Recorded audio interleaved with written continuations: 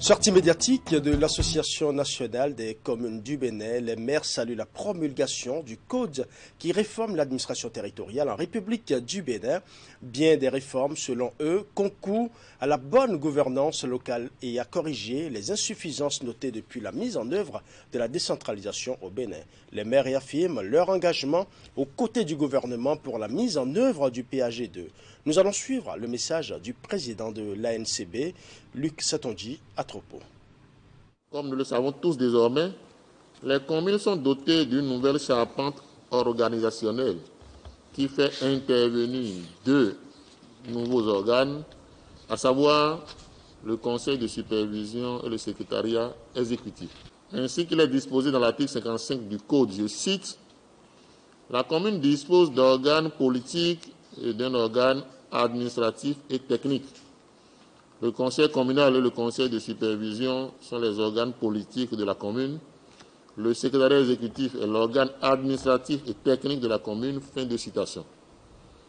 L'une des mesures importantes prises par le gouvernement et qui vient corriger une sorte d'injustice qui date du début du processus de décentralisation dans notre pays est l'instauration d'une rémunération au profit des élus.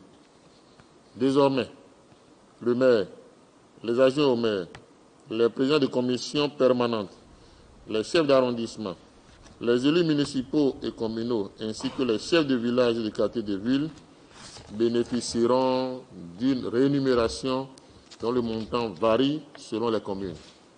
Il s'agit de mesures inédites depuis le démarrage de la décentralisation dans notre pays et tous les élus à qui nous avons rendu compte ont salué à sa juste valeur les efforts du président Patrice Talon pour le renforcement de la décentralisation dans notre pays.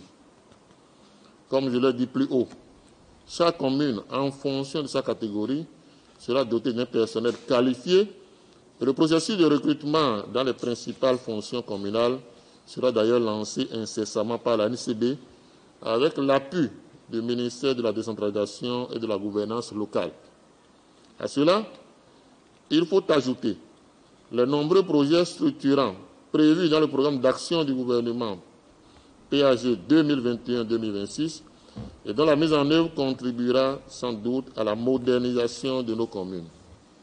En effet, en dehors des réformes annoncées pour améliorer la gouvernance locale, il est prévu la création d'un fonds d'investissement communal en remplacement du FADEC et qui sera doté de ressources subséquentes permettant la réalisation d'infrastructures d'envergure dans l'ensemble des communes de notre pays, la promotion de l'intercommunalité pour une meilleure prise en charge des problématiques communes à nos territoires, la construction du centre de formation pour l'administration locale CEFAL, la construction de l'équipe et l'équipement des 12 cités administratives départementales, etc.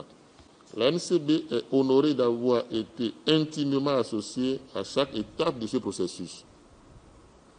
Et les maires, par ma voix, expriment leur sincère gratitude au président Patrice Talon pour sa vision et son engagement pour l'amélioration de la gouvernance locale et l'efficacité de l'administration locale.